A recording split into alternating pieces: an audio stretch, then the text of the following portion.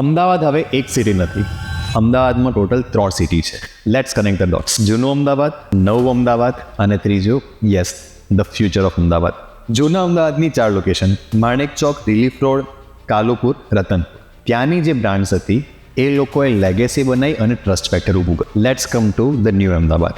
જૂના અમદાવાદની જે બ્રાન્ડ્સ હતી લાઈક કંદોઈ, આસોપાલવ, દીપકલા, એ લોકો શિફ્ટ થયા ન્યૂ અમદાવાદ વેસ્ટ રિજનમાં. વિચાર ધીસ: એસજી હાઈવે, બોપલ આંબલી, સિંધુ ભવન. ન્યૂ અમદાવાદમાં લોકો માઇગ્રેટ થયા કેમ કે ન્યૂ અમદાવાદમાં એમને મળી નેટવર્કિંગ, ક્લબ્સ અને ગુડ લાઇફસ્ટાઇલ. હવે જો તમે ફ્યુચર ડેવલપમેન્ટ માટે વિચારી રહ્યા છો તો what is the future of Ahmedabad? The future of Ahmedabad જે ખાલી વિધિન 1 hour તમે આટલા લોકેશનમાં તમે જઈ શકો છો.